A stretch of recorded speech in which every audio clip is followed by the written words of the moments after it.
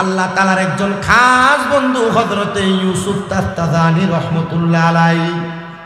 দুনিয়ার কোনো সাধারণ ব্যক্তি না। হযরত ইউসুফ তাফতাজানী রাহমাতুল্লাহ আলাইহি বলেন, হে দুনিয়ার মানুষের দলেরা, দুনিয়ার জমিনের মধ্যে থাকা অবস্থায় আমি ইউসুফ তাফতাজানী, আমি যখন ফজরের নামাজ আদায় করতাম, ফজরের নামাজ আদায় করে আমি ততক্ষণ পর্যন্ত নামাজের মুসল্লা থেকে উঠতাম না যতক্ষণ পর্যন্ত সূর্য উদয় না হইতো। সুবহানাল্লাহ বলেন। একটু মনোযোগ দেন। ইউসুফ তাফতাজানী রাহমাতুল্লাহ আলাইহি তিনি বলেন, আমি ততক্ষণ পর্যন্ত নামাজের মুসল্লা থেকে উঠতাম না। কতক্ষণ? যতক্ষণ না সূর্য উদয় হইতো। হযরত ইউসুফ তাফতাজানী, আপনি সূর্য উদয় হওয়া পর্যন্ত নামাজের বিছানার মধ্যে আপনি কি করতেন? আমরা তো নামাজ আদায় করি মুরগি যেভাবে ঠোকর দিয়ে দিয়ে আদার খাই, আমরা রুকু আর সিজদা এমন তাড়াতাড়ি করে করি। কিন্তু যারা আল্লাহর খাস নেককার বান্দা, আল্লাহর ওলি, তিনারা কিন্তু এমন তাড়াহুড়া করে নামাজ আদায় করতেন না। তিনাদের নামাজ ছিল খোদাবিতিওয়ালা নামাজ। তিনারা যখন নামাজ আদায় করতেন আমার আল্লাহর সাথে কথা বলতেন। বলেন সুবহানাল্লাহ। হযরত ইউসুফ তাফতাজানী বলেন, এ দুনিয়ার মানুষ, আমি নামাজ আদায় করে সূর্য উদয় হওয়া পর্যন্ত অপেক্ষা করতাম, কারণ আমার নবীও অপেক্ষা করতেন। মেশকাতুল মাসাবির বাবু সলাতের মধ্যে আমার নবীজির ফজরের নামাজের ব্যাপারে হাদিস বর্ণনা করেন। নবী আমার বলেন, আমি নবী ততক্ষণ পর্যন্ত ফজরের নামাজ পড়ে নামাজের মুসল্লা থেকে উঠতাম না যতক্ষণ পর্যন্ত সূর্য উদয় না হতো। সূর্য উদয় হওয়ার পর আমার নবী 2 রাকাত নামাজ আদায় করতেন, যেই নামাজটা আমরা তাসবিহের নামাজ অথবা দুহারের নামাজ হিসেবে জানি। নবী আমার 2 রাকাত নামাজ আদায় করে তারপরে বিছানা থেকে উঠতেন। হযরত ইউসুফ তাফতাজানী বলেন, ঠিক তেমন ভাবে আমি 2 রাকাত নামাজ আদায় করতাম সূর্য ওঠার পরে। আমি 2 রাকাত নামাজ আদায় করে আল্লাহ তাআলার কাছে দোয়া করতাম আর ক্ষমা প্রার্থনা করতাম, আল্লাহ যেন সারাটা দিন আমাকে উত্তম রিজিক এবং হালাল ভাবে চলার তৌফিক দান করে। আর আমি ইউসুফ তাফতাজানীর দ্বারা যেন আমার দ্বারা কোনো মানুষের কষ্ট আর ক্ষতি না হয়। এ নারায়ণগঞ্জের সোনারগাঁওয়ের মনার কান্দি সুন্নি সমাবেশ ওয়াজ মাহফিলের বাবারা, বন্ধুরা, আমরা বাঙালি যারা, আমরা চিন্তা করি আমরা ঘর থেকে বের হব, কার পকেট থেকে আমরা 500-1000 টাকা মেরে আমরা নিজেরা পয়সাওয়ালা হব, আমরা সম্পদওয়ালা হব। আর যারা আল্লাহর নেককার বলি, নেককার বান্দা, তাদের এমন একটা খাসিয়ত ছিল, তারা নামাজ আদায় করে আল্লাহর দরবারে দোয়া করতেন, গো আল্লাহ, আমার দ্বারা যেন কোনো মানুষের ক্ষতি না হয়, আমার দ্বারা যেন কোনো মানুষ কষ্ট না পায়। ও বন্ধু, যেই বন্ধু অলিদের, যে আল্লাহর খাস বন্ধুদের এমন খাসিয়ত ছিল, বাংলাদেশে কিছুদিন আগে ওই আল্লাহর অলিদের মাজারের উপর হামলার আক্রমণ করা হয়েছিল। কিন্তু বাংলাদেশের সুশীল সমাজের কত মানুষ আছে, বাংলাদেশের মূর্তি বাংলায় কথা বলে, বাংলাদেশের বিভিন্ন জায়গায় নাচ গানে হামলা করলে কথা বলে, কিন্তু আল্লাহর অলিদের মাজারে হামলা করেছে ওই বিয়াদবেরা কোনো কথা বলে নাই। তার মানে বোঝা যায় ডাল মে কুছ কালা হে, এটার ভিতরে কোনো লটর পটর আছে। এই জন্য আল্লাহর ওলির মাজার ভাঙ্গা নিয়ে তারা কোনো কথা বলে নাই। মনে রাখতে হবে, গান বাদ্দার ভিতরে আঘাত আসলে, মিছিল মিটিং এ আঘাত আসলে যাদের গা চলে, আর আল্লাহর ওলির মাজারের মধ্যে আঘাত আসাতে যাদের গা চলে নাই, এরা মুসলমান না, এরা মুনাফিক, এরা বেঈমান। আমার বাবাজিরা, আমি আপনাদেরকে যে আল্লাহর খাস নেককার বান্দার কথা আমি আপনাদেরকে শোনাইতেছিলাম, ওনার নাম হলো হযরতে ইউসুফ তাফতাজানী রাহমাতুল্লাহ আলাইহি। তিনি বলেন, আমি প্রত্যেক দিন ফজরের নামাজ আদায় করার পরে নামাজের মুসল্লার মধ্যে বসে থাকতাম এবং নামাজের মুসল্লার মধ্য থেকে আমি সূর্য উদয় হওয়ার পরে 2 রাকাত নামাজ আদায় করতাম, দুহারের তাসবিহের নামাজ। ওই নামাজ আদায় করে আমি আমার আল্লাহ তাআলার দরবারে দোয়া করতাম, আল্লাহ, আমার দ্বারা যেন কোনো মানুষের ক্ষতি না হয়, আমার দ্বারা যেন কোনো মানুষের ক্ষতি না হয়। হযরত ইউসুফ তাফতাজানী বলেন, ও দুনিয়ার মানুষ, প্রত্যেক দিনে প্রতিদিনের নাই আমি বৃহস্পতিবার জুমার নামাজের আগের রাত্রবেলার আগের সকালবেলা আমি আমার আল্লাহ তাআলার দরবারে 2 রাকাত নামাজ আদায় করার জন্য ফজরের নামাজ পড়ে নামাজের মুসল্লার মধ্যে অপেক্ষা করতে লাগলাম। কিন্তু এমন টাইমে আমার চোখের মধ্যে বড় ঘুম ঘুম ভাব চলে আসছে। আমি নামাজের মুসল্লার মধ্যে সেজদাটা ফালায়া আমি ঘুমাইতে লাগলাম। হঠাৎ করে আমি দেখলাম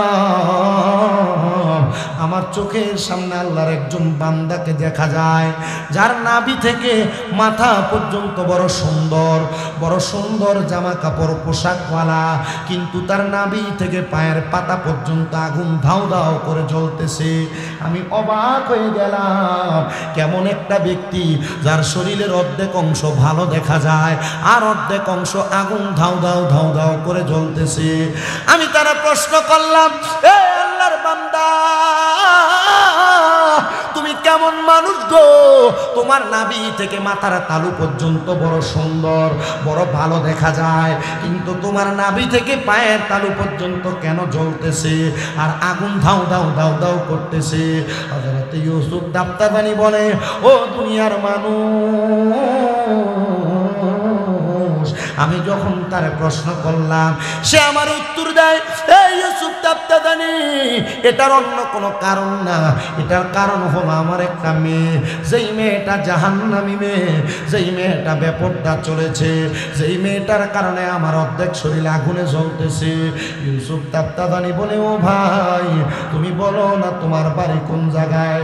বলে, যেই জায়গার মধ্যে তুমি নামাজ আদায় করো ওই জায়গা থেকে সামান্য পূর্ব অঞ্চলের মধ্যে নদীর কিনারার মধ্যে আমার বাড়ি। তুমি যদি পারো আমার জন্য একটু মাগফিরাত কামনা করাও, না জানি আমাদের সন্তানের মাগফিরাত কামনায় আমার জন্য আল্লাহ তাআলা কবরের আযাব মাফ করে দেয়। হযরত ইউসুফ দাপ্তাদানি বলেন, আমি খোঁজ করতে লাগলাম এমন কোন ব্যক্তি যার স্ত্রী ফালায়া 2টা কন্যা সন্তান ফালায়া ইন্তেকাল করেছে, নদীর কিনারার মধ্যে বাড়ি। হযরত ইউসুফ দাপ্তাদানি বলেন, আমি তালাশ করতে করতে পুরা নদীর কিনারা তালাশ করলাম। হঠাৎ করে দেখলাম একটা ঘর দেখা যায়, যেই ঘরটার দরজাটা একবারে বন্ধ করা। আমি ঘরের দরজার সামনে যে তালাশ করলাম, আসসালামু আলাইকুম ওয়া রাহমাতুল্লাহ, কেউ আমার সালামের জবাব দেয় না। আমি দ্বিতীয়বার সালাম প্রদান করলাম, আসসালামু আলাইকুম ওয়া রাহমাতুল্লাহ, কেউ আমার সালামের জবাব দেয় না। আমি তৃতীয়বার সালাম প্রদান করলাম। এ মনের কান্দি জান্নাতের বাগান মাহফিলের আমার বাবাজিরা, এখান থেকে আল্লাহর হাবিবের একটা হাদিসে মুবারাকা কোট করে সুন্নতের আমল শিখে যান। কোনো মানুষের ঘরের দরজার সামনে যাইয়া আপনি সর্বপ্রথম একবার সালাম দিবেন, আপনি কিছুক্ষণ পর্যন্ত অপেক্ষা করবেন, দ্বিতীয়বার সালাম প্রদান করবেন, কিছুক্ষণ অপেক্ষা করবেন, তৃতীয়বার সালাম প্রদান করবেন। আপনি অপেক্ষা করার পর যদি দেখেন আপনার জন্য দরজা খুলতেছে না, আপনি আর তার ঘরে প্রবেশ করবেন না। 3বার সালামের জবাব না পাইলে আপনি তার ঘর থেকে আবার বের হয়ে চলে যাবেন অথবা ঘরের দরজার থেকে ফিরে যাবেন। আল্লাহর নবী বলেন, দুনিয়ার জমিনের মধ্যে কোনো মানুষ যদি কোনো মানুষের ঘরের মধ্যে অনুমতিবিহীন প্রবেশ করে, ওই ঘরের সকল ফেরেশতারা অনুমতিবিহীন প্রবেশ করার কারণে ওই ব্যক্তিকে বদদুয়া দেয়, ওই ব্যক্তির উপর লানত দেয়। তার মানে সালাম দেওয়া ছাড়া, সালামের জবাব পাওয়া ছাড়া কারোর ঘরে প্রবেশ করা, কথা বলে না, কারোর ঘরে সালামের দেওয়ার পর জবাব না আসলে ঘরে প্রবেশ করা। কিন্তু আল্লাহর নবীজির ঘোষণা, কোন স্বামী যদি তার স্ত্রীর ঘরে প্রবেশ করেন, কার ঘরে? স্বামী যদি স্ত্রীর ঘরে, স্ত্রী যদি স্বামীর ঘরের মধ্যে প্রবেশ করে, ওই স্বামী সালাম প্রদান করবে, অনুমতির অপেক্ষা করবে না, ডাইরেক্ট স্ত্রীর ঘরে প্রবেশ করতে পারবে। নচেত কোনো সন্তান তার মার ঘরে প্রবেশ করার সময় সালাম দিবে, অনুমতি না পাইলে সন্তান তার মায়ের ঘরেও প্রবেশ করার অনুমতি নাই। বেশি উপরের ক্লাসে পড়া লাগবে না, মাদ্রাসার ক্লাস 9-এর হাদিসের কিতাবের বাবু সালাম অধ্যায়ে হাদিসগুলো লিপিবদ্ধ করা। আমরা মুসলমান হিসেবে যদি এই হাদিসগুলোর উপর আমল করতে পারি, আমার মনে হয় আমাদের জান্নাতে যাওয়ার পথটা একবারে সহজ হয়ে যাবে।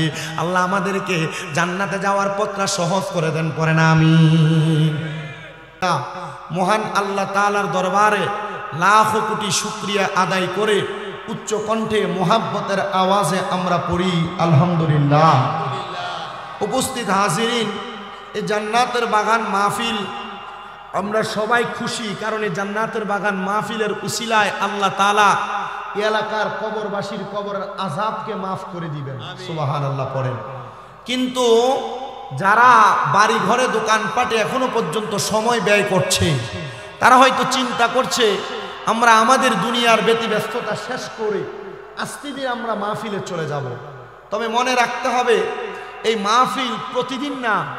মনের কান্দিতে এই মাহফিল আল্লাহ তাআলা এত সুন্দর একটা ইন্তজাম যাদেরকে দিয়ে করিয়েছেন, যারা এই মাহফিলে সহযোগিতা করেছেন, তাদের নসিব বড় খুশনসিব, তাদের নসিব বড় ভালো যে তারা এমন একটা জান্নাতি কাজ, এমন একটা নাজাত প্রাপ্তদের অন্তর্ভুক্ত হওয়ার কাজ আল্লাহ তাআলা তাদেরকে দিয়ে করিয়েছেন। সবাই পড়ি আলহামদুলিল্লাহ।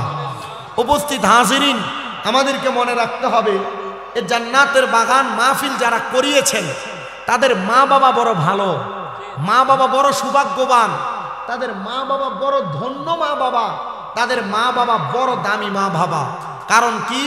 কারণ তাদের মা বাবা তাদেরকে কোরআন সুন্নাহ ইসলাম ভিত্তিক এবং আহলে সুন্নাত ওয়াল জামাতের তরিকা মোতাবেক তাদেরকে কোরআন সুন্নাহর পথ দেখিয়েছেন বিদায় তারা এখন পর্যন্ত এই জান্নাতের বাগান মাহফিলের বয়ান শ্রবণ করানোর ব্যবস্থা করতে পেরেছেন। আপনারা কি জানেন, একটা মা বাপ যদি কবরে চলে যায়, ওই কবরে যাওয়া মা বাবার জন্য দুনিয়ায় বেঁচে থাকা সন্তানেরা নাজাতের কারণ হয়। যদি দুনিয়ার কোনো সন্তান ভালো কোনো নেক কাজ করে, দুনিয়ার কোনো সন্তান ভালো কোনো ইবাদত করে, নামাজ পড়ে, রোজা রাখে, হজ করে, যাকাত দেয়, দান সদকা করে এবং ওয়াজ মাহফিল সহ কোরআন সুন্নাহর বিভিন্ন সুন্দর সুন্দর কাজগুলো করে, আল্লাহ তাআলা ওই সন্তানের মা বাবার কবরে নাজাত দিয়ে দেন। সুবহানাল্লাহ। দ্বিতীয়ত, কোনো সন্তান যদি দুনিয়াতে এমন কোনো অপকর্ম করে, গান বাজনা, টিভি সিরিয়াল, নাচানাচি, অপকর্ম, এমন যত বাজে কাজ আছে, কোনো সন্তান যদি এমন কোনো বাজে কাজ করে, তাহলে ওই সন্তানের অপকর্মের কারণে আল্লাহ তাআলা তার মা বাবাকে কবরে শাস্তি প্রদান করে। তো আমরা দুনিয়াতে এমন সন্তান রেখে যাব না যে সন্তান রেখে যাওয়ার কারণে আমাদের এই সন্তানের কারণে আমরা কবরের আযাবে জ্বলা লাগে। আপনাদের দোয়ার বরকতে কুমিল্লা শহরে আমার একটা দুইটা না 6টা মাদ্রাসা পরিচালিত হয়। আমার প্রত্যেকটা মাদ্রাসার ছাত্রগুলা তাদের মা যখন আমাকে আমার কাছে দিয়ে গেছেন, তাদের মা এবং বাবাদের কথা ছিল, শামীম রাজা হুজুর ওয়াজে শুনেছি আপনি বলেছেন দুনিয়াতে এমন একটা সন্তান, যে সন্তান নামাজ পড়ে, জানাজার নামাজ আদায় করে সালাম ফিরানোর আগে আল্লাহ তাআলা তার মা বাবার জীবনের গুনাহ মাফ করে দেয়। হুজুর, আমার একটা শখ, আপনার মাদ্রাসায় আমার সন্তানটাকে দিয়েছি, আপনি আমার সন্তানটাকে জানাজার নামাজ পড়ানোর উপযুক্ত একটা সন্তান বানিয়ে দিবেন। আমি বলছি ঠিক আছে। আলহামদুলিল্লাহ, আমার মাদ্রাসায় যে ছাত্রটা নুরানিতে পড়ে, নাজেরা পড়ে, কায়দা পড়ে, আমপারা পড়ে, এই ছাত্রটাও জানাজার নামাজ পড়ানোর উপযোগী। তা আমি আপনাদেরকে সেই কথা বলে যাচ্ছি, এমন একটা সন্তান আপনারা রেখে যান যে সন্তান আপনার কবরে নাজাতের কারণ হয়, যে সন্তান আপনার কবরে বেহেশতে যাওয়ার কারণ হয়, যে সন্তান আপনাকে কবরে জান্নাতি নাজ নেয়ামত পাওয়া দেওয়ার কারণ হয়। এমন সন্তান রেখে যায়েন না যে সন্তান আপনার দুনিয়া এবং আখিরাত দুইটাই বরবাদ করে দেয়। ওই সন্তানের কারণে মা বাবা আযাবের শিকার হয়। আসেন, আমরা তো দুনিয়াতে সন্তান মা বাবাকে মারলে, সন্তান মা বাবাকে ভাত না দিলে, সন্তান মা বাবাকে ঘরে না রাখলে, সন্তান মা বাবাকে দূরে সরাইয়া দিলে এটার কি গজব হয়, এটার কি বদ খাসিয়তের বদনাম হয়, সেটার কথা আমরা বলি। কিন্তু কোনো মা বাবা সন্তান জন্ম দেওয়ার পর ওই মা বাবা সন্তানের উপর কি কি দায়িত্ব আছে, এই দায়িত্বগুলো মা বাবা পালন না করলে ওই মা বাবার কি হয় আমাদের একটু জানা দরকার আছে না? আপনার কথা বলেন, জানা দরকার আছে না? মনে করেন আপনি মনে করতেছেন আপনি আপনার সন্তানের বাবা, আপনি আপনার সন্তানের মা, আপনি সন্তান জন্ম দিয়েছেন, মনে হয় আপনার দায়িত্ব শেষ। আসলে কি এমন না? আপনার কিছু দায়িত্ব আছে। আসেন, আল্লাহর নবী বুখারী শরীফ, মুসলিম শরীফ, ইবনে মাজাহ শরীফে যে হাদিস কোট করা এবং কি মিশকাতুল মাসাবিতে এই হাদিস কোট করা, এই হাদিস শরীফটা আমি আপনাদেরকে শোনাই, একটু মনোযোগ দিয়ে শুনবেন। আমার মুসলমান ইমানদাররা, আল্লাহর নবী জানিয়ে দিয়ে উম্মত, দুনিয়ার জমিনের মধ্যে যখন কোনো মা বাবা কোনো সন্তান জন্ম দেয়, ওই সন্তান জন্ম দেওয়ার পরে একটা মা বাবার উপর একটা দুইটা না মোট 5টা দায়িত্ব থাকে। 5টা। সাহাবায়ে কেরাম বলে, ইয়া রাসূলুল্লাহ, ইয়া হাবিবাল্লাহ, নবী আপনার কাছে জানতে চাই, আপনি বলেন না একটা সন্তান জন্ম দেওয়ার পর ওই মা বাবার 5টা দায়িত্ব কি? নবী আমার বলেন, কোন মা বাবা সন্তান জন্ম দেওয়ার পর 1 নাম্বার দায়িত্ব হলো ওই সন্তানের কানের মধ্যে আজান দেওয়া। আপনারা জোরে বলেন, সন্তানের কানে কি দেওয়া? সন্তানের কানে আজান দিয়ে দেওয়া। 2 নাম্বার, আল্লাহর হাবিব মুহাম্মদ মুস্তাফা সাল্লাল্লাহু আলাইহি ওয়াসাল্লাম নবী আমার জানায়া দেয় উম্মত, 2 নাম্বার, কোন মা বাবা যখন তাদের সন্তান জন্ম দেয় তাদের দ্বিতীয় দায়িত্ব হলো 7 দিনের মাথায় ওই সন্তানের মাথার চুলগুলা মুন্ডায়া দেওয়া, কামায়া দেওয়া। 3 নাম্বার দায়িত্ব, কোন সন্তান জন্ম দেওয়ার পর ওই সন্তানের মা বাবার দায়িত্ব হলো ওই সন্তানের 7 দিনের দিন তার নাম রাখা। আর 4 নাম্বার দায়িত্ব, ওই সন্তান জন্ম দেওয়ার পর মা বাবা যদি সামর্থ্যবান হয়, ছেলে সন্তান জন্ম দিলে ছেলে সন্তানের জন্য 2টা ছাগল কোরবানি করা, আকিকা দেওয়া। আর কন্যা সন্তান যদি হয়, কন্যা সন্তানের জন্য 1টা ছাগল আকিকা দেওয়া। এটা তার মা বাবার দায়িত্ব। ইয়া রাসূলুল্লাহ, ইয়া হাবিবাল্লাহ, নবী আপনার কাছে আমরা জানতে চাই, আপনি বলেন না ওই মা বাবার দায়িত্বটা কি এটার মধ্যে সীমাবদ্ধ? নবী আমার বলে না, যখন কোনো মা বাবা তাদের সন্তানের পক্ষ থেকে আকিকা দেয়, ওই আকিকার মাধ্যমে দম দেওয়ার কারণে রক্তগুলা যে প্রবাহিত হয়, ওই রক্ত প্রবাহিত হওয়ার মাধ্যমে আল্লাহ তাআলা ওই নবজাতক সন্তানকে রোগ মুক্তি দান করে। পড়েন সুবহানাল্লাহ।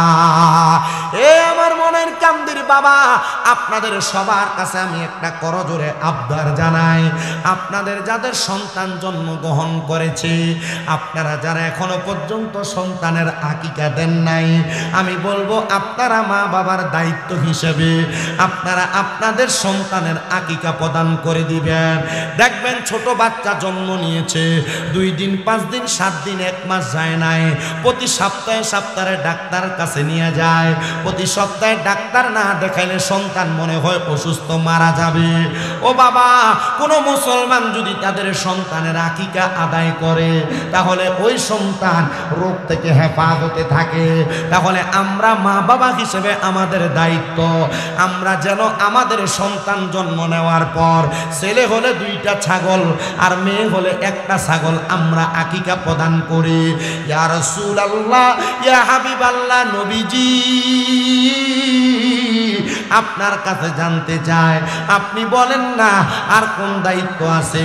নবী আমার বলেন, 5 নাম্বার দায়িত্ব, কোন সন্তানকে মা বাবা জন্ম দেওয়ার পর ওই মা বাবার 5 নাম্বার দায়িত্ব হলো ওই সন্তানটাকে কোরআন শিক্ষা গ্রহণ করানো।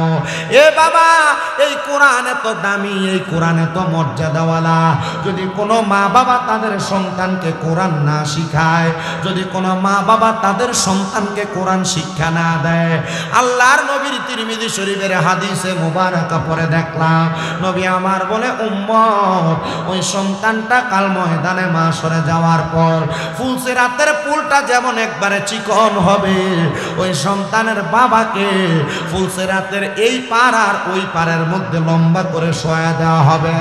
ওই বাবার হাতগুলা থাকবে এক পাশে আর পাগুলা থাকবে আরেক পাশে। তখন সন্তানকে বলা হবে, সন্তান তুমি কোরআন তেলাওয়াত করো। সন্তান বলবে, আমার আব্বা আমার আম্মা আমাকে কোরআনুল কারীম শিক্ষা দেয় নাই। তখন ওই সন্তান তার বাবার বুকের মধ্যে পাড়া দিয়া ফুলসিরাতটা পাড়ি দিবে, ফুলসিরাতটা পাড়ি দিবে। চিন্তা করে দেখেন মুসলমান ইমানদার, আপনার যে সন্তান আপনার গায়ের মধ্যে একবার পা লাগলে 2-3 বার সালাম করে, কিন্তু আপনি যদি আপনার সন্তানকে কোরআন না শিক্ষা দেন, ওই সন্তান আপনার বুকে পাড়া দিয়া ফুলসিরাত পার হবে। অনেকে চিন্তা করে, হুজুর আমার মা আমার আব্বা জান আমারে কোরআনুল কারীম শিখায় নাই, তাহলে আমি আমার মা বাবার বুকে পাড়া দিয়ে পার হয়ে যাব।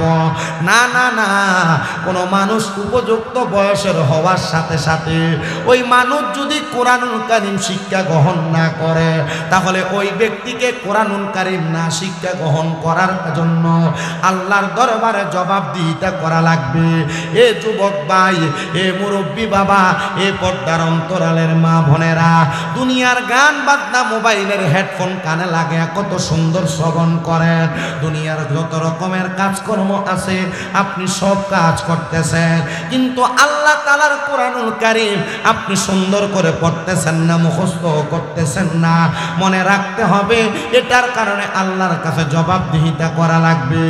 এ দাড়ি পাকা মুরব্বী বাবা, আমি আপনাদের কাছে করজোরে আবদার জানাই, যারা কোরআন পড়তে পারেন আলহামদুলিল্লাহ, কিন্তু যারা কোরআনুল কারীম পড়তে জানেন না, এটার কারণে আপনারা সবাই আল্লাহ তাআলার কোরআনকে মুহাব্বত করবেন, বুকে ধারণ করবেন, দেখবেন আমার আল্লাহ তাআলা এটার কারণে আপনাকে দুনিয়া এবং আখিরাতের মধ্যে নাজাত দান করে দিবে। পড়েন সুবহানাল্লাহ। আল্লাহুম্মা সাল্লি আলা সাইয়্যিদিনা মাওলানা ওয়া আলা আলি সাইয়্যিদিনা। মুহাব্বতে পড়েন আল্লাহুম্মা সাল্লি মাওলানা মুহাম্মাদ ওয়া আলা আলি সাইয়্যিদিনা। নবীজি আপনার ভালোবাসায় জীবনের গুনাহ ঝরে যায়, নবীজি আপনার ভালোবাসায় ওয়াইসালে করনি জুব্বা পায়। আল্লাহুম্মা সাল্লি, জোরে পড়ে না রে, মাও মুহাম্মাদ ওয়া আলা আলি সাইয়্যিদিনা। বলেন চোখেরই পলকে তুমি হতে পারো লাশ, চিরতরে বন্ধ হবে তোমারই নিঃশ্বাস। চোখেরই পলকে তুমি হতে পারো লাশ, চিরতরে বন্ধ হবে তোমারই নিঃশ্বাস। হবে এলান তোমারই নাম মসজিদের মাইকে, বলেন হবে এলান সবারই নাম মসজিদের মাইকে। বাড়িওয়ালা নাই রে বাড়ি, নাই রে দুনিয়াতে, বাড়িওয়ালা নাই রে বাড়ি, নাই রে দুনিয়াতে। বলেন বাড়ি গাড়ি মেল ফ্যাক্টরি টাকার পাহাড়, বিলাসিতায় কেটেছে জনম কতই অহংকার। বাড়ি গাড়ি মেল ফ্যাক্টরি টাকার পাহাড়, বিলাসিতায় কেটেছে জনম কতই অহংকার। দামি কাপড় ছেড়ে হবে, দামি কাপড় ছেড়ে হবে সাদা কাফনে পরিতে। বাড়িওয়ালা নাই রে বাড়ি, নাই রে দুনিয়াতে, বাড়িওয়ালা নাই রে বাড়ি, নাই রে দুনিয়াতে। তোমার ভয়ে থাকতো মানুষ ছিল বাহাদুরি, ভাবনি হাওয়ায় উড়া তুমি যে রঙিন ঘুড়ি। তোমার ভয়ে থাকতো মানুষ ছিল বাহাদুরি, ভাবনি হাওয়ায় উড়া তুমি যে রঙিন ঘুড়ি। সুতোয় টানে দিলে মালিক, সুতোয় টানে দিলে মালিক পারবে না থাকিতে। বাড়িওয়ালা নাই রে বাড়ি, নাই রে দুনিয়াতে, বাড়িওয়ালা নাই রে বাড়ি, নাই রে দুনিয়াতে, বাড়িওয়ালা নাই রে বাড়ি, নাই রে দুনিয়া।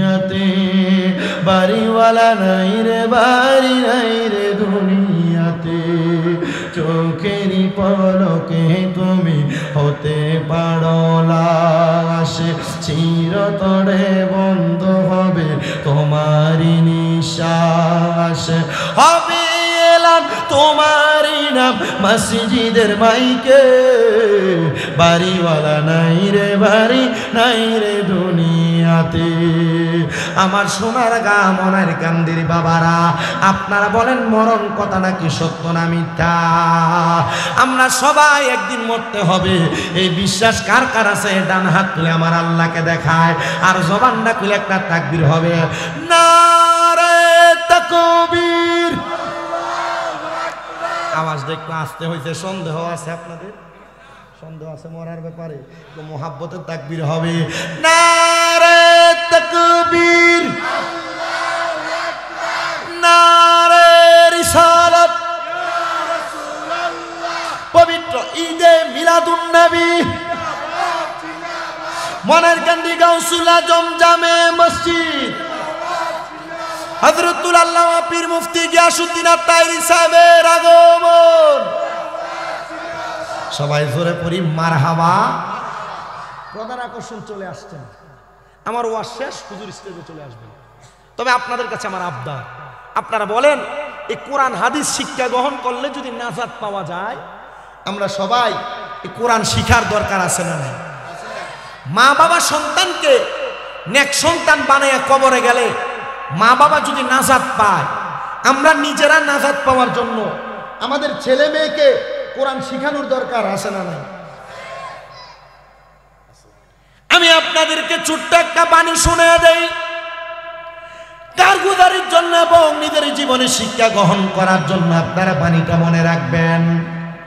আল্লাহ তাআলার একজন খাস বন্ধু হযরতে ইউসুফ তাফতাজানী রহমতুল্লাহ আলাইহি, দুনিয়ার কোন সাধারণ ব্যক্তি না, হযরত ইউসুফ তাফতাজানী রহমতুল্লাহ আলাইহি বলেন, হে দুনিয়ার মানুষের দলেরা, দুনিয়ার জমিনের মধ্যে থাকা অবস্থায় আমি ইউসুফ তাফতাজানী, আমি যখন ফজরের নামাজ আদায় করতাম, ফজরের নামাজ আদায় করে আমি ততক্ষণ পর্যন্ত নামাজের মুসল্লা থেকে উঠতাম না যতক্ষণ পর্যন্ত সূর্য উদয় না হইতো।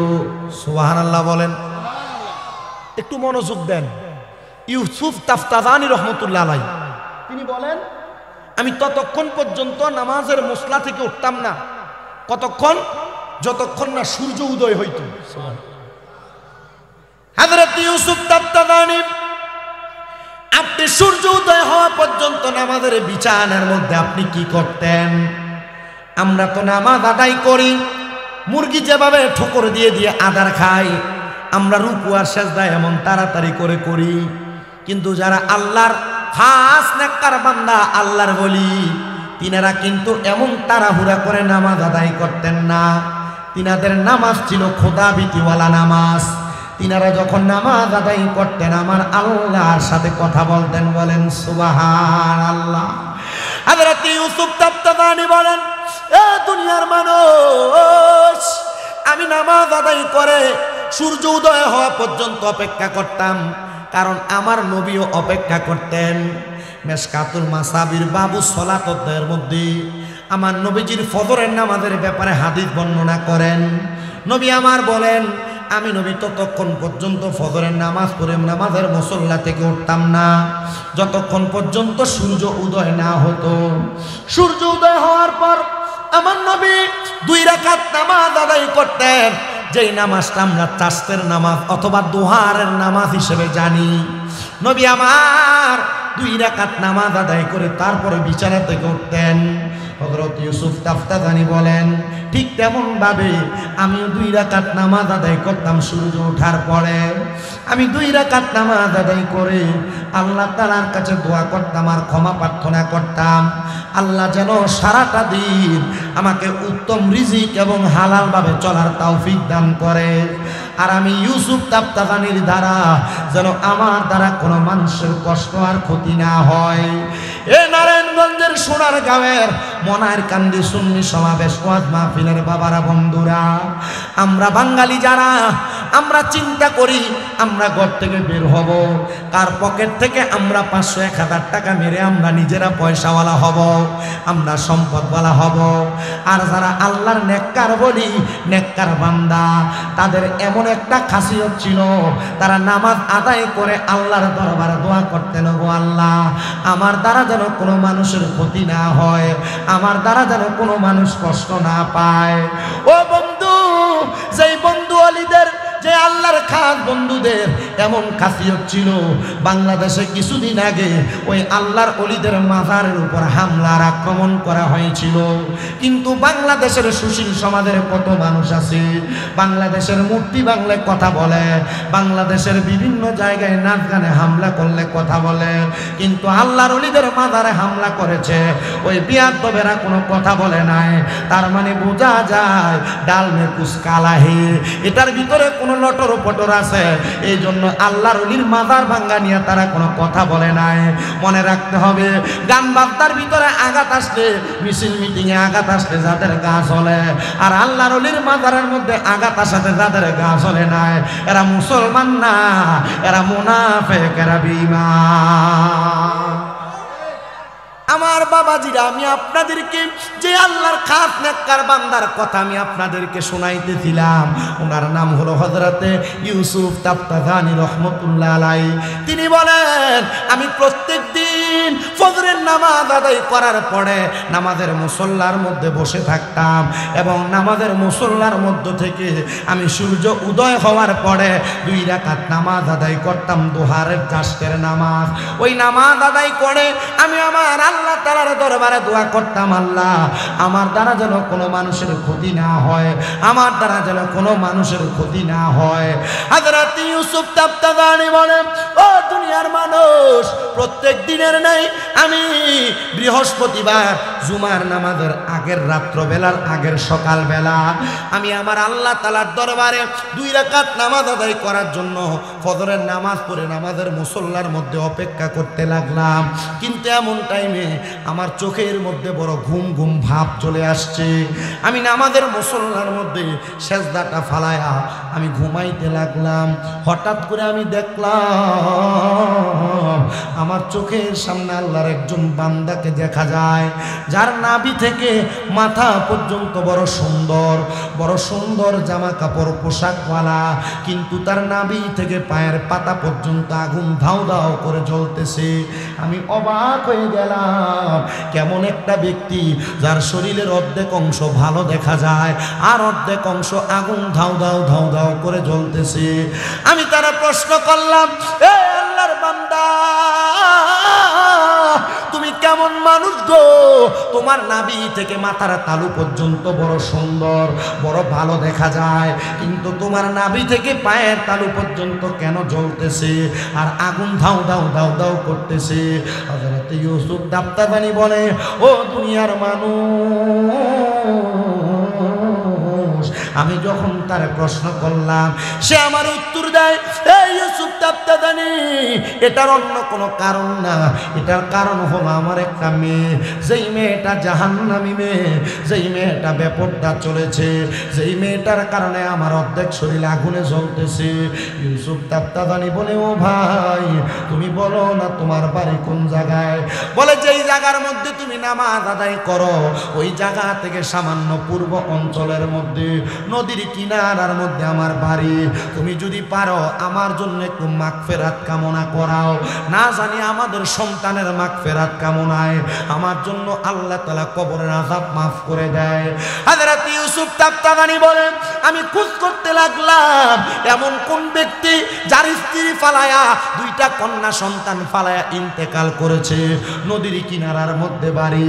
হযরত ইউসুফ তাফতাজানী বলেন, আমি তালাশ করতে করতে পুরা নদীর কিনারা তালাশ করলাম।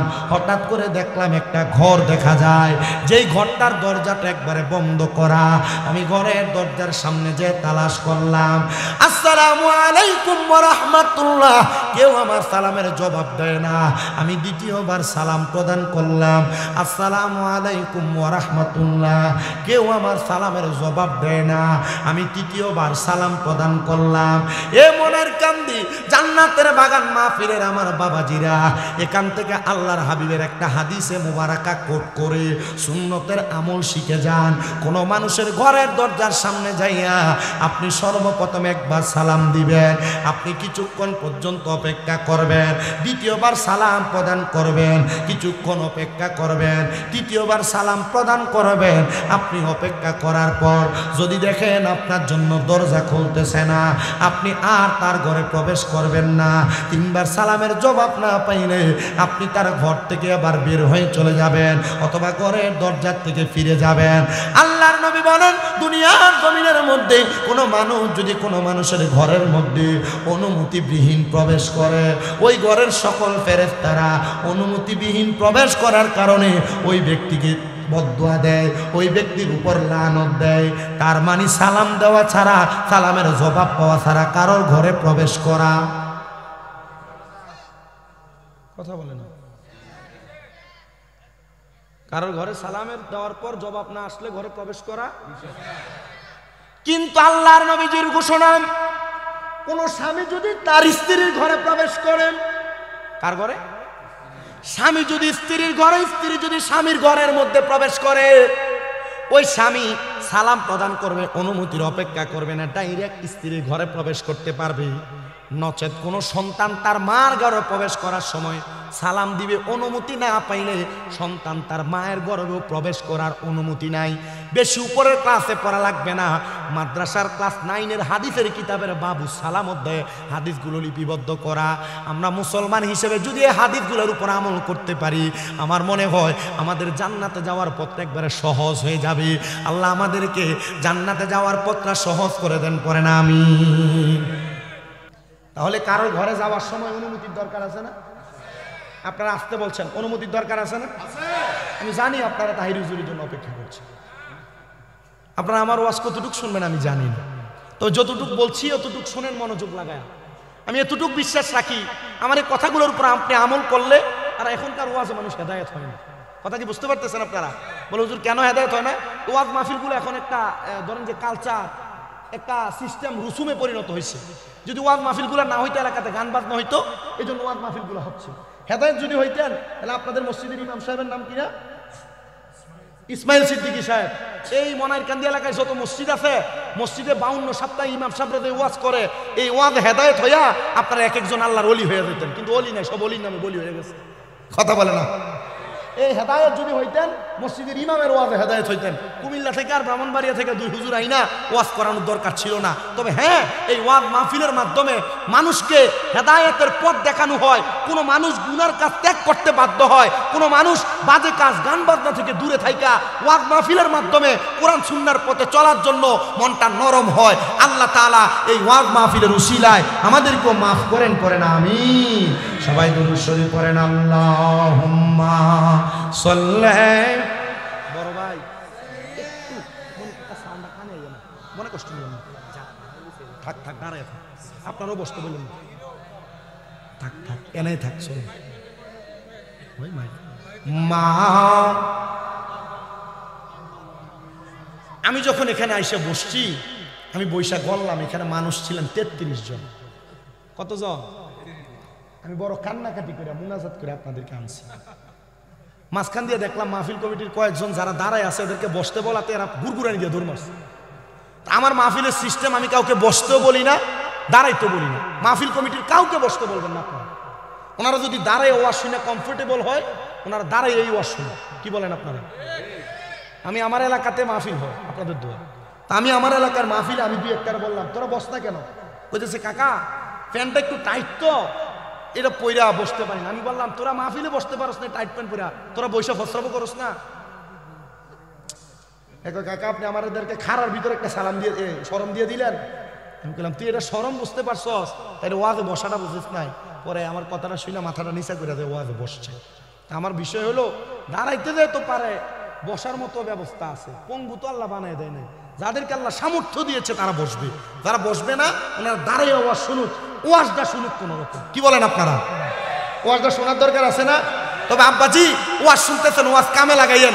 বাবির ঘরে ঢুকার সময় সালাম না দিয়ে ধপ্পর করে ঢুকে যাবেন, এটা কিন্তু ওয়াজ না। এই ওয়াজে কাজে লাগাইতে হইলে কারোর ঘরে যখন এই মনের কান্দির মানুষ ভবিষ্যতে প্রবেশ করবে, সালাম দিয়া প্রবেশ করবে না সালাম ছাড়া? কথা বলে না, সালাম দিয়া না সালাম ছাড়া? সালাম দিয়া যদি প্রবেশ করেন তাহলে বোঝা যাবে যে না ওয়াজ কাজে লাগছে, আর নাইলে মনে করবেন যে না ওয়াজ যেখানে আসিল এখানে রাইখা গেছে। কথা বলেন ঠিক কিনা?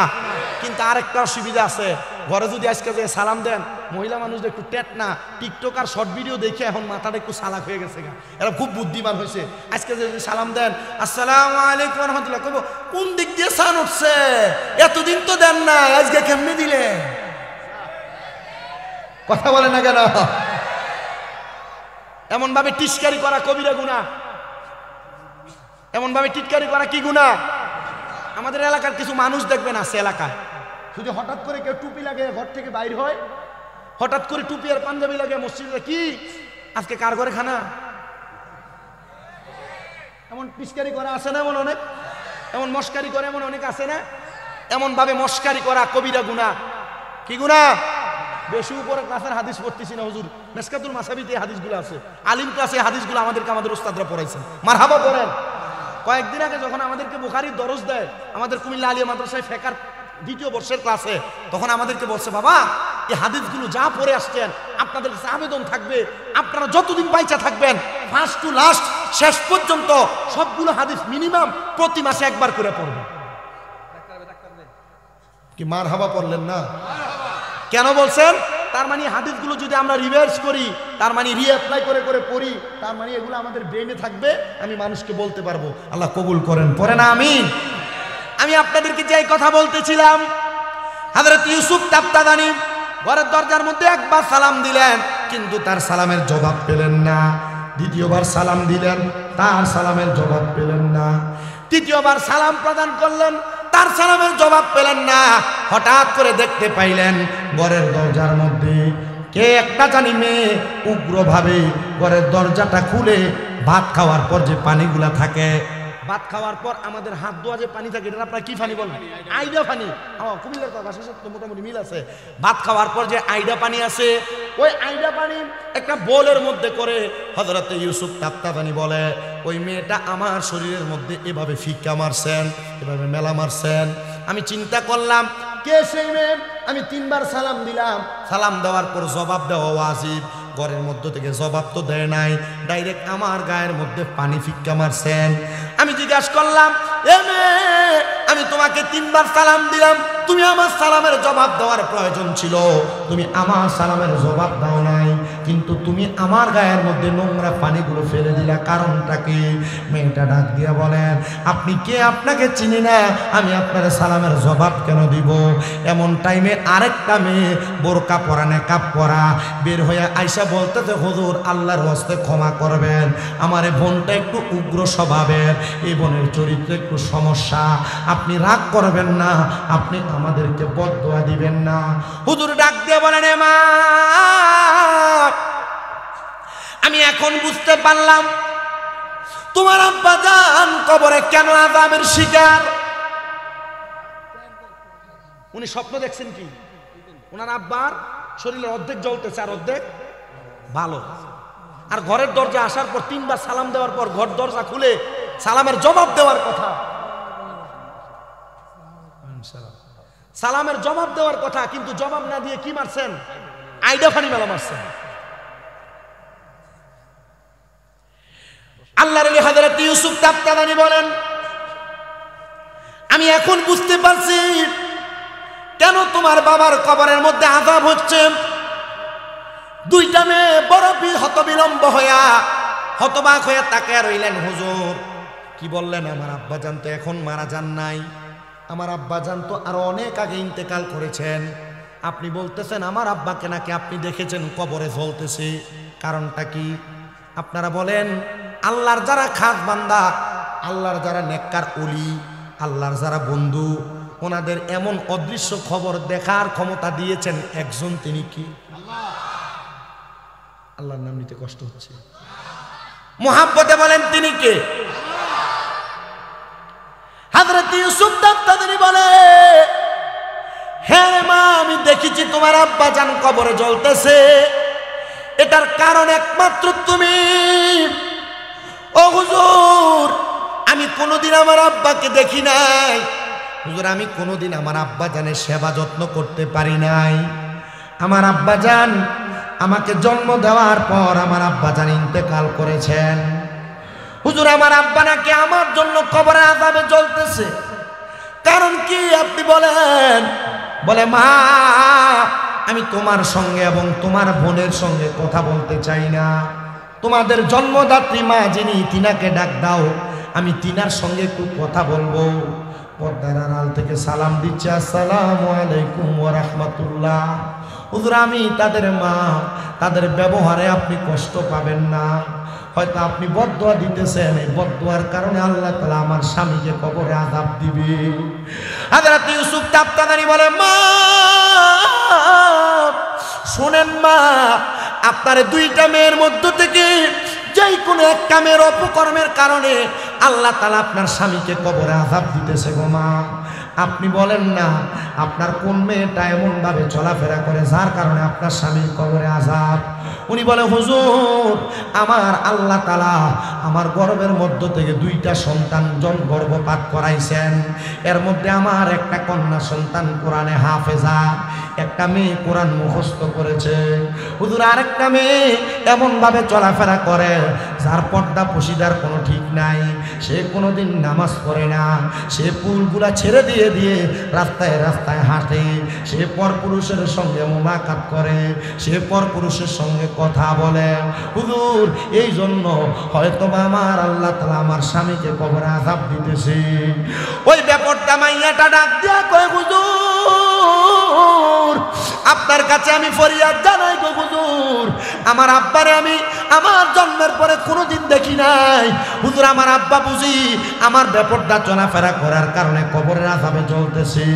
হে আমার পর্দার অন্তরালের আমার মা, মনার কান্দি এলাকার মহিলারা, তোমরা যারা বেপরদা চলাফেরা করো, তোমরা যারা পরপুরুষের সামনে যাও, তোমরা যারা মার্কেটে ঘুরে বেড়াও, মা গো, তোমার কারণে তোমার বাবা, তোমার ভাই, তোমার স্বামী, তোমার সন্তান কবরের আযাব প্রাপ্ত হবে। আল্লাহর নবী বলেন, একটা মহিলার কারণে 4 প্রকারের পুরুষ মানুষ দুজকে যাবে। কোন বাবার মেয়ে যদি বেপরদা চলে, একটা মেয়ের কারণে তার বাবা জাহান্নামে যাবে। 2 নাম্বার, কোন সন্তানের বা কোনো মেয়ের ভাই যদি দেখে কোনো মেয়ে বেপরদা চলে, তাহলে ওই বেপরদা ভাওনের কারণে তার ভাই দুজকে যাবে।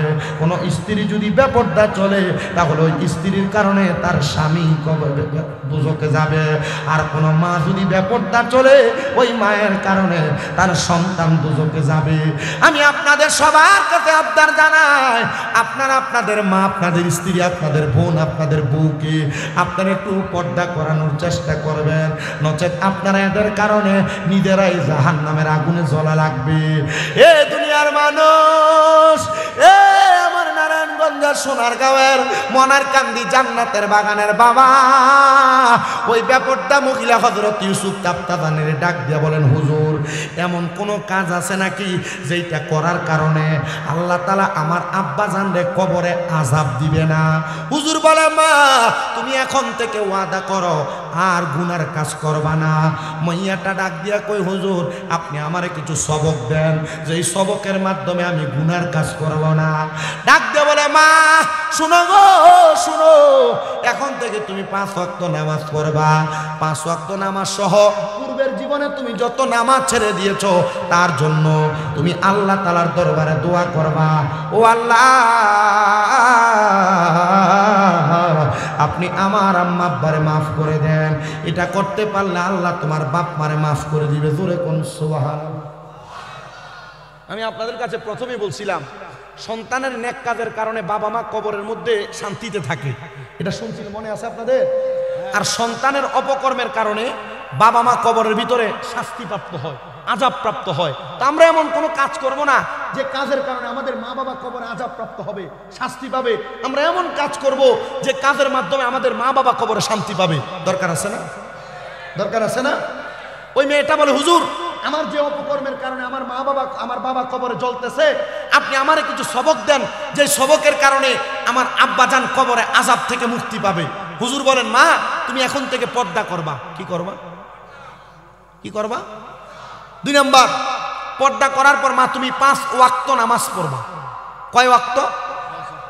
3 নাম্বার, মা তুমি নামাজ আদায় করার পর 5 ওয়াক্ত নামাজের পর তুমি গভীর রজনী 2টা তাহাজ্জুদের নামাজ পড়বে। সুবহানাল্লাহ বলেন না? সুবহানাল্লাহ। কিসের নামাজ? তাহাজ্জুদের। মেয়েটা বলেন, আমি 1 সপ্তাহ টানা তাহাজ্জুদ পড়লাম, কোনো পরপুরুষের সামনে যাই নাই। আমি তাহাজ্জুদ পড়লাম, পরপুরুষের সামনে যাই নাই। আমি 5 ওয়াক্ত নামাজ পড়লাম। এবার আমি আমার আল্লাহ তাআলার কাছে দোয়া করলাম, আল্লাহ আপনি আমার আব্বাজানকে মাফ করে দেন। আমি যখন দোয়া করলাম, 7 দিন পর হযরত ইউসুফ তাফতাদানির ঘরের দরজার সামনে গেলাম। হুজুর আপনি বলেন আমার আব্বাজান এখন কেমন আছে? ইউসুফ তাফতাদানি বলেন, আমি একদিন তোমার আব্বাজানের অবস্থা সম্পর্কে জেনেছি, এখন তো তোমার আব্বা কবরে কেমন আছে আমি বলতে পারবো না, আমি জানিও না। এ মা তুমি বলো না, তুমি কি জানতে চাও? বলো হুজুর আমার আব্বা, আপনি বলেছেন একদিন দেখেছেন আমার আব্বা কবরে জ্বলতেছে, কিন্তু আমার আব্বা জান এখন কবরে কেমন আছে আমার জানতে বড় ইচ্ছা হয়। বলে হ্যাঁ তুমি জানবা, তবে এটা আমি জানাবো না, তুমি নিজে চেষ্টা করে ইবাদতের মাধ্যমে তোমার অন্তরের চক্ষু খুইলা তুমি এটা জানার চেষ্টা করবা। ওরে তরিকতের আমল করে কত বাই গেল উপরে গো, রাইখো আমায় সুনজরে আমার আমল নাই, হায়রে রাইখো আমায় সুনজরে আমার আমল নাই। মুর্শিদ চান হয় না যে বদনাম, মুর্শিদ চান হয় না যে বদনাম। আল্লাহ রাসূল পাইতে আমি বায়াত হইলাম, বলেন আল্লাহ রাসূল পাইতে আমি বায়াত হইলাম। মুর্শিদ চান হয় না যে বদনাম, মুর্শিদ চান হয় না যে বদনাম। বায়াত হয়েছেন কে কে? হাত তুলুন তো। অনেকেই তো বায়াত হয়েছেন, মারহাবা। মুরিদ হয়েছেন যারা যারা, মারহাবা। হাত নামান, হাত নামান। এই জন্য আল্লাহ রাসূল পাওয়ার জন্য আমরা মুরিদ হয়েছি।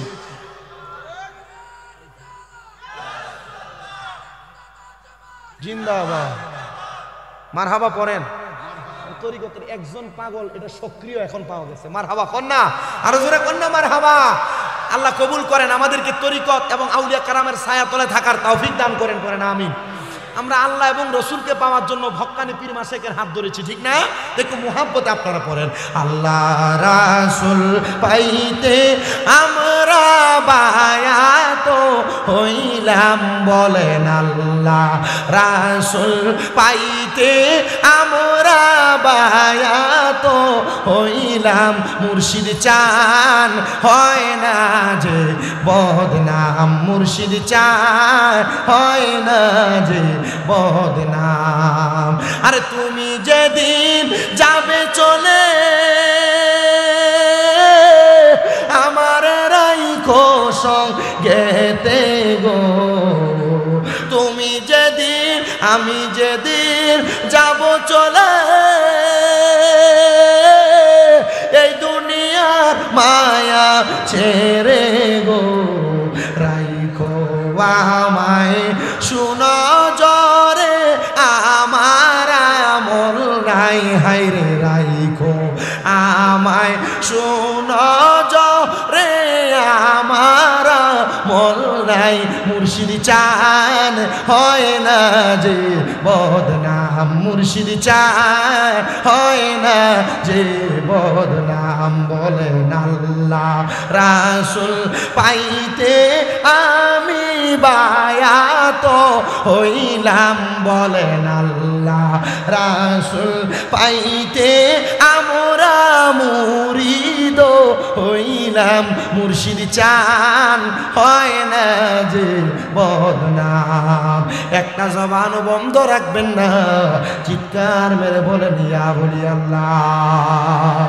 ওই মেয়ে ডাক দিয়ে কই হুজুর আমার আব্বা জান কবরে কেমন আছে আমি কেমনে জানবো আপনি বলেন। বলে মা তোমারে আমি সবক দিয়েছি 3টা। কয়টা? পীরের কাছে যখন বায়াত গ্রহণ করেন আমাদেরকে বলে সুন্নিরা শুধু পীর মুরিদি করে ভণ্ডামি করার জন্য, বলে না? আমরা যারা সুন্নি দাবি করি আমরা নাকি পীর মুরিদি ভণ্ডামি করি। এ ব্যাকল বায়াত গ্রহণ করা, বায়াত শব্দের অর্থ জানে না। মুরিদান যে মুরিদের অর্থ জানে না। বায়াত শব্দের অর্থ ওয়াদাবদ্ধ হওয়া। বলেন বায়াত শব্দের অর্থ কি? বায়াত শব্দের অর্থ ওয়াদাবদ্ধ হওয়া, প্রতিশ্রুতিবদ্ধ হওয়া। পীর আপনাকে যেই যেই বিষয় ওয়াদা করায় সেই বিষয় ওয়াদাবদ্ধ হয়ে ওই বিষয় আমলে বাস্তবায়ন করার নাম হলো বায়াত। আপনারা যারা পীরের হাতে হাত ধরে বায়াত গ্রহণ করছেন, আপনার পীর কি বলছে আপনি নামাজ পড়েন না? কোন পীর কি বলে রোজা রাখো না? কোন পীর কি বলে যে হজ যাকাত করো না? কোন পীর কি বলে গাঁজা খাও? বলে? কথা বলে? বলে? দেখবেন ওয়াজ মাহফিলে এসে কত সুন্দর করে বলতেছে সুন্নিরার খাজার দরবারে গাঁজা বেছে, কিন্তু এই ব্যাকল জীবনে খাজার দরবারে যায় নাই। আপনাদের দোয়ার বরকতে আমাকে আল্লাহ তাআলা অনেকবার খাজা গরিবে নওয়াজের দরবারে, আমি 13 বার পর্যন্ত গুনছি, এরপরে আর গুনি নাই। আমাকে অনেকবার আল্লাহ তাআলা খাজা গরিবে নওয়াজের দরবারে নিয়েছেন। আমি খাজা গরিবে নওয়াজের দরবারে যে দেখছি গাঁজা দূরের কথা, হিন্দুরা যে খাজা গরিবে নওয়াজের দরবারে দাঁড়ায় থাকে, দৈনিক অনেক হিন্দুরা ইসলাম গ্রহণ করে খাজা গরিবে নওয়াজের দরবারে, আর এরা খাজা গরিবে নওয়াজের বিরোধিতা করতেছে। তো তোমরা বিরোধিতা করো, খাজা গরিবে নওয়াজ ওনার ঢঙ্ক এখানে চালাইতেছেন। কথা বলেন না ঠিক না বেঠে? এই জন্য আমরা যারা বায়াত গ্রহণ করি নাই, যারা মুরিদ হই নাই, আপনাদের সবার কাছে আবদার কোরআন সুন্নাহ যাচাই করে কোরআন এবং হাদিসকে বুঝার জন্য, আল্লাহ এবং তার রাসূলকে পাওয়ার জন্য আপনারা বায়াত গ্রহণ করেন। যেই পীর আপনার পছন্দ হয় ওই পীরের হাত ধরেন। হুজুর হক্কানি পীর কোনটা এটা তো চিনি না। ইবনে মাজাহ শরীফের 303 নম্বর পৃষ্ঠায় আল্লাহ নবী হক্কানি পীর চিনার উপায় চিনায় দেয়। নবীজি কেমনে চিনবো? বলতে ইজা রু যুকিরাল্লাহু আযজা ওয়া জাল্লা, যেই পীরের চেহারার দিকে তাকাইলে আল্লাহর কথা মনে হবে এটাই হক্কানি পীর। সুবহানাল্লাহ, জোরে বললেন না? ওই মেয়েটা পাতলা কাপড় না পরলে গায়ে হলুদেই যাবে না, পাতলা কাপড় আর টাইট ফিটিং বোরকা না হইলে বাবার বাড়িতেই যাবে না, ঈদের সময় পাতলা পাতলা চিরা চিরা কাপড় না হইলে, পেট দেখা যায় এমন কাপড় না হইলে আর ঈদে হয় না। কথা বলেন না কেন? আমি আমার মা বোনদেরকে বলবো, আমি চাই না নারায়ণগঞ্জের সোনারগাঁয়ের মনারকান্দির কোনো মহিলা দুজকে যাক। ও আম্মু, আমি চাই আপনারা সবাই জান্নাতে যান। মা, জান্নাতে যাইতে হইলে বেপরদা চলা যাবে না, টাইট ফিটিং জামা পরা যাবে না, আপনার পেট দেখে কাপড় পরা যাবে না, স্বামীর সঙ্গে খারাপ আচরণ করা যাবে না। অনেক মহিলারা স্বামীর সঙ্গে খারাপ আচরণ আর বেপরদা পেট দেখে থাকা, বেপরদা টাইট ফিটিং জামা পরে চলা, এটার কারণে দোজকে যাবে সোনার বাংলাদেশে। কত পুরুষ মানুষ মায়া কান্না করে শুধু তার স্ত্রীর খারাপ ব্যবহারের কারণে। যে মহিলারা স্বামীর সাথে গলা উঁচা করে কথা বলে, রাহমাতুল্লিল আলামিন নবীজি ঘোষণা করছেন, দুনিয়াতে যেই ঘরের মধ্যে দেখবা স্বামীর গলার আওয়াজের চাইতে মহিলার গলার আওয়াজ বেশি, তাহলে মনে করবো ওই ঘরটা দুজক। যদি দেখতে চাও ওই ঘরের দিকে তাকাও। তাহলে যেই ঘরে মহিলার গলার আওয়াজ বেশি, স্বামীর কথা চলে না, স্ত্রীর কথাই বেশি চলে, তাহলে দুজক দেখতে হলে আমরা কোথায় দেখবো? ওই ঘরের দিকে দেখবো। আল্লাহ আমাদেরকে বোঝার তৌফিক দান করেন। মেয়েকে সবক দিলেন কয়টা? 1 নাম্বার সবক পর্দা করা, 2 নাম্বার সবক 5 ওয়াক্ত নামাজ পড়া, 3 নাম্বার সবক তাহাজ্জুদ পড়া। হযরত ইউসুফ তাবতাদানি বলেন, আমি মেয়েটাকে বললাম, এ মা, আপনি আজকে থেকে তাহাজ্জুদ নামাজ পড়েন, আল্লাহ তাআলার দরবারে কান্না করে করে আপনি বলবেন, আল্লাহ আমার আব্বা জান কবরে কেমন আছে, আপনি একটা বার আমার দেখার সুযোগ করে দেন। মেয়েটা বলে, দুনিয়ার মানুষ, আমি আমার হুজুরের সবক মোতাবেক আমি আবার তাহাজ্জুদের নামাজ পড়তে লাগলাম। আমি 1 দিন 2 দিন করে তাহাজ্জুদ নামাজ যখন পড়লাম, 3য় দিন যখন আমি তাহাজ্জুদ নামাজের নিয়ত করলাম, তাহাজ্জুদ নামাজের নিয়ত করার সাথে সাথে আমি 2 রাকাত 2 রাকাত করে 4 রাকাত 3 4 12 রাকাত নামাজ আমি পড়লাম। নামাজ পড়ার পরে আমি হঠাৎ করে আবার নামাজটা শেষ করে সেজদায় গিয়ে আমার আব্বার জন্য কান্না করতে লাগলাম। আল্লাহ গো, আমি আমার আব্বাজানকে কোনোদিন দেখি নাই, আপনি আমার তাহাজ্জুদ নামাজের ওসিলায় আমার আব্বাজানকে মাফ করে দেন। মেয়েটা বলে, আমি কান্না করতে করতে নামাজের মুসল্লার মধ্যে বেহুশ হয়ে গেলাম। হঠাৎ করে আমি দেখলাম গো, আমার আব্বাজান সাদা রঙের পোশাক পরা, সুন্দর জামা কাপড় পরা, আর আমার আব্বাজানের ডাইনে বামে সামনে পেছনে জান্নাতি হুর গিলমানরা হাঁটতেছে। আমি প্রশ্ন করলাম, কে? উনি বলে, ও আমার কলিজার টুকরা কন্যা সন্তান। আমি বললাম, তোমার জন্মদাতা বাবা। ও বাবা, আপনি তো জাহান্নামের আগুনে জ্বলার কথা, আপনার শরীর বড় সুন্দর, বড় সুন্দর। কারণটা কি? কেন আপনার শরীর এত সুন্দর আর মায়াবী দেখা যায়? মেয়েটার বাবা ডাক দিয়া কয়, মা কেন এত সুন্দর দেখা যায় জানো? তুমি কন্যা সন্তান, যেই দিন বলেছ আর ব্যাপারটা চলবে না, যেই দিন থেকে 5 ওয়াক্ত নামাজ পড়া শুরু করে দিয়েছো, আর যেই দিন থেকে নামাজ আদায় করার পরে তাহাজ্জুদ নামাজ পড়ে তুমি আমি আব্বার জন্য দোয়া করতেছ, আমার আল্লাহ তাআলা তুমি কন্যা সন্তানের দোয়ার বরকতে আমি আব্বার কবর নাজাতের ফয়সালা করে দিয়েছে। জবান খুলে জোরে জোরে পড়েন না সুবহানাল্লাহ। আরে জান্নাতের চাবি আমার মা, গো জান্নাতের চাবি আমার মা। ওরে মা যার বেঁচে নাই তার মতো দুঃখী নাই, মা যার বেঁচে নাই তার মতো দুঃখী নাই, খালা ফুফু মায়ের মতো না, চাচা জেডি চাচি জেডি মায়ের মতো না।